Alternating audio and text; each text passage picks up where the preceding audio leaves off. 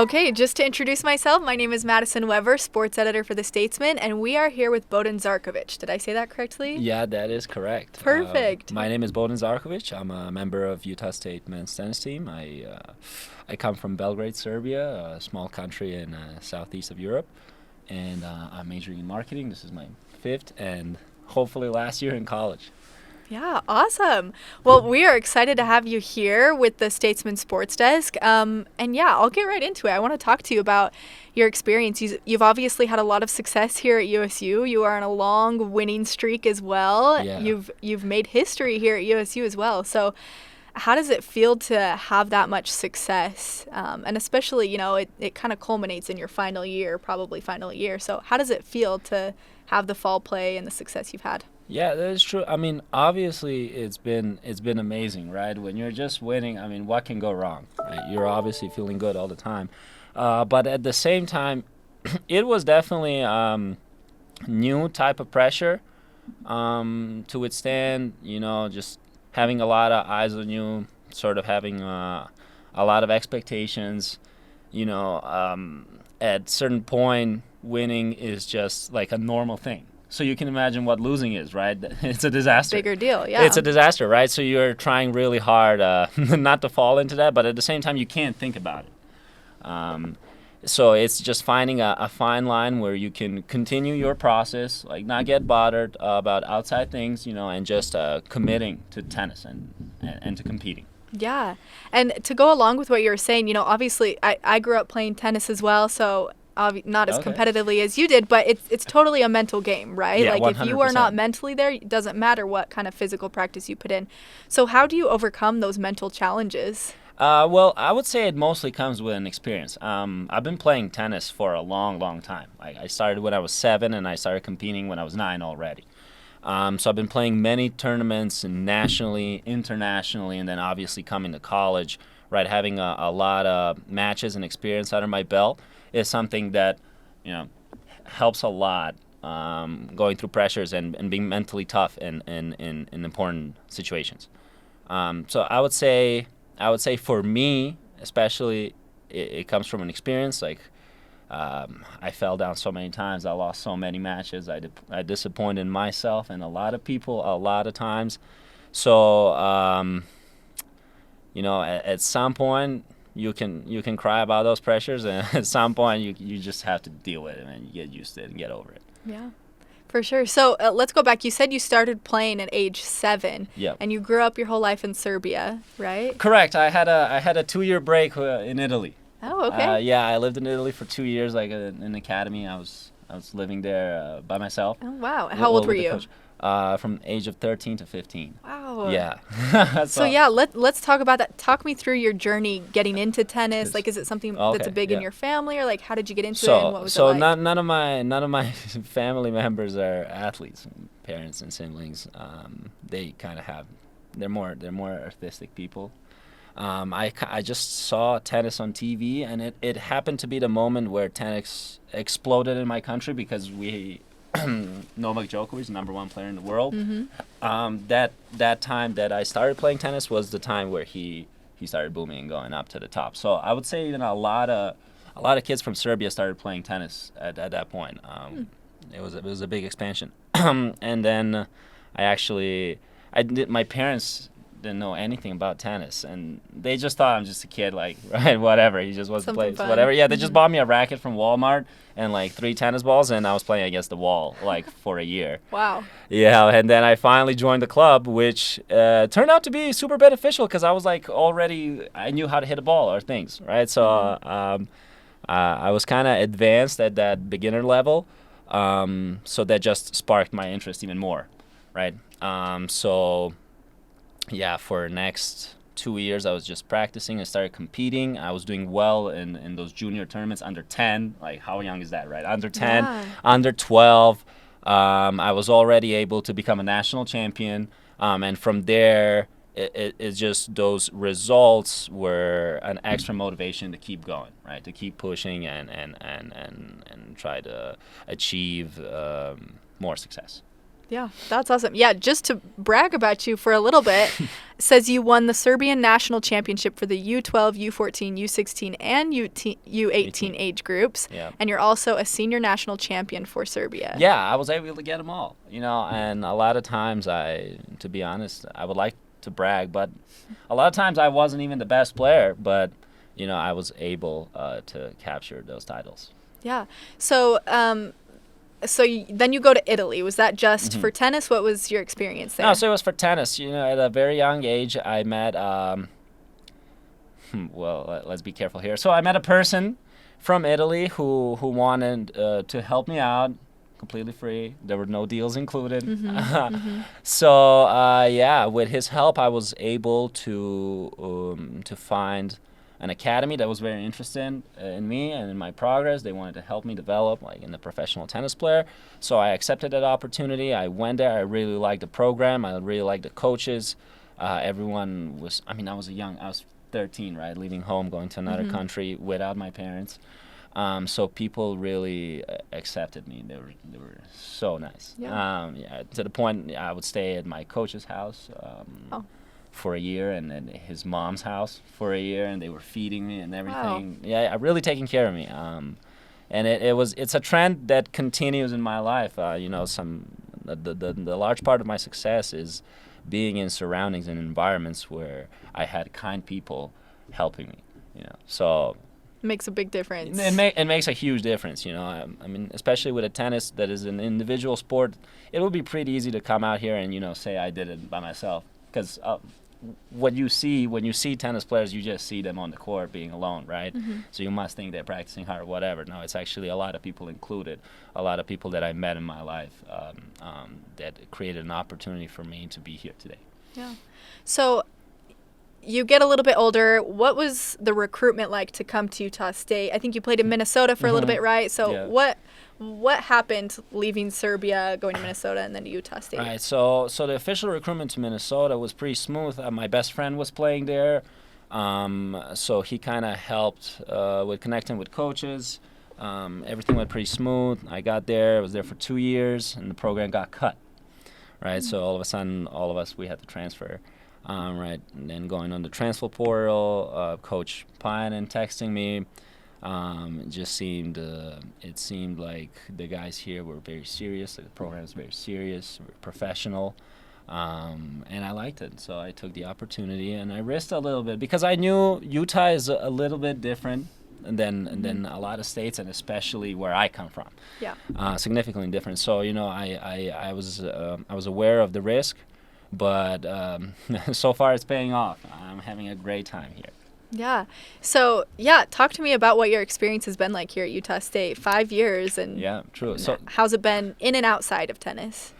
Right. So when I got here, I would say my first semester, I struggled a bit just with I would say life dynamics, just like things happening outside of the court. Tennis and conditioning and those things are school. Pretty similar, right? I'm still living a college life. But maybe like the way I used to hang out, or like the quantity of me hanging out with my friends, or I don't know, going out, meeting up for dinners, stuff. It seemed when I got here, everything was moving a lot slower, so I had to get used to that rhythm. But it took me maybe a month or two. Like really, it wasn't really a big deal. And ever since that, I've been able to enjoy. Mostly the beautiful nature and everything that's out here. It helps a lot, even like going out for a walk for 10 minutes. It can make your day because you can see a lot of beautiful things, I try to get inspired by the things that are around me, and no matter what they are, if they're good or bad, whatever it is, like get adjusted and just try to take as much as possible, right? Yeah. So talk to me about you play singles and doubles, right? So for explaining it for people who aren't familiar with tennis, what's that like, whether that's the mindset or the physical game, what's that like transitioning between doubles and singles play? Yeah, and that's a really good question, especially because it's such a quick transition, because we start with doubles, we play one set, and it's usually over in about 20 to 30 minutes, and then you're jumping into singles. The difference, well, for me, I have never been doubles oriented. In Europe, not a lot of in Serbia, in my country, not a lot of players even practice doubles. Mm-hmm. So that's something I had to get used to, sharing a court with someone else. That could be challenging. Yeah, it can be challenging. You're used to your whole life. You're making all the decisions, right? Now, all of a sudden, you have a partner that you depend on, and he depends on you. So you don't want to let him down. But at the same time, it kind of sucks if you're pulling the weight and they're not. But it goes both ways. Mm-hmm. I don't want to talk smack to any of my doubles partners because I'm actually not good at doubles at all. So it's a different game for sure. It's a different game. It's a different game. Different rules, different styles of plays, different tactics. I would say, that's something I'm struggling with personally, but it's fun. Yeah. What, speaking of your teammates, what has your experience been with this team, and especially those who you've been with for a couple years now? What's it like having those teammates here? I would love to say that we have a great culture in our team, and especially we're a small team, right? There's 6, 7, 8, 9 of us at most at a time, and most of us are foreign as well.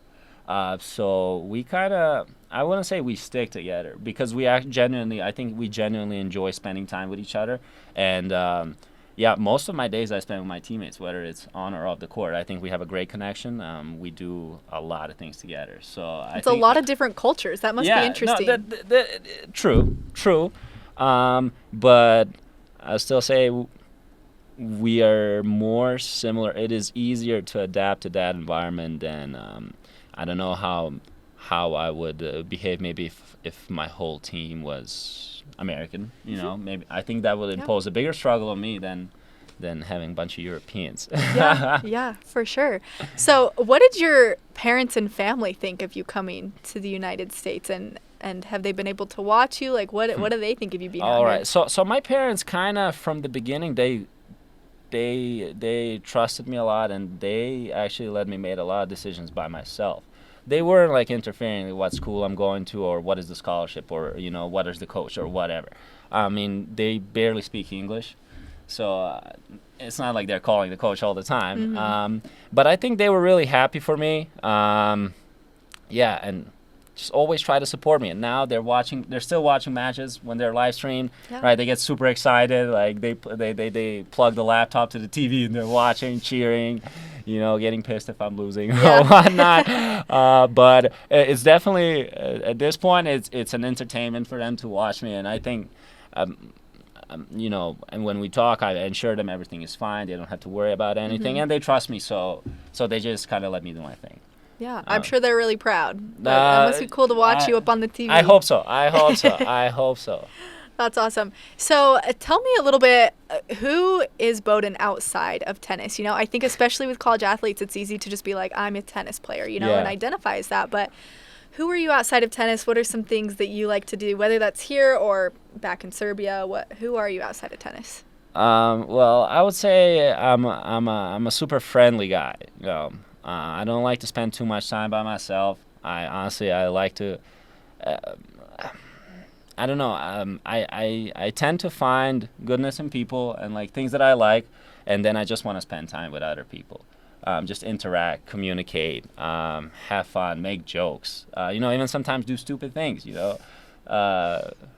Obviously try to stay out of trouble all the time, and I think I do a pretty good job on that. So I like to have fun, but I like to have fun being involved in a group with other people. I like my friends to have fun as well. I want them to appreciate the moment as much as I do. So yeah, that's something I strive for outside of the court. Awesome. Okay, I just have a couple questions left for you.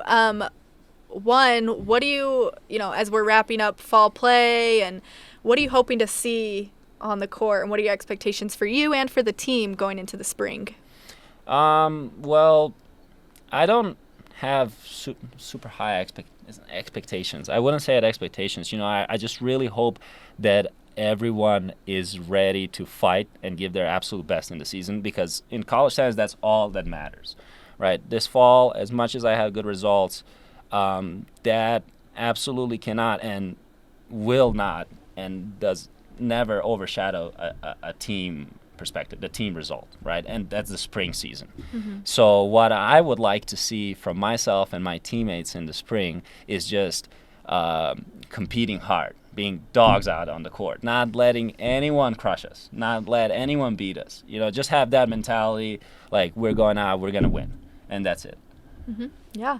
So, and as you said, you're thinking this will be your final season at USU. What does the future hold for you? What does the future hold for me? Well, I'm not sure yet. With this recent success, a lot of people are trying to, encourage me to try to play professional. Obviously, my family would like me to come back so they can see me a little bit more often. But I think for now I have several options, whether it's working in my profession, which would be marketing, or staying in tennis, working as a coach or as a sparring partner or something. And then I have an option of going professional. So I still have a few months to decide that. I'm going to be graduating in spring, and we will see. Yeah. We're excited to see where you go and what happens.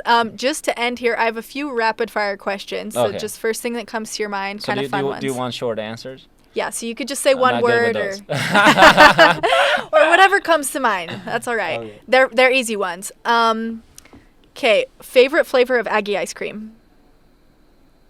Let's really test your Aggie spirit. Blueberry mint. Does that exist? No.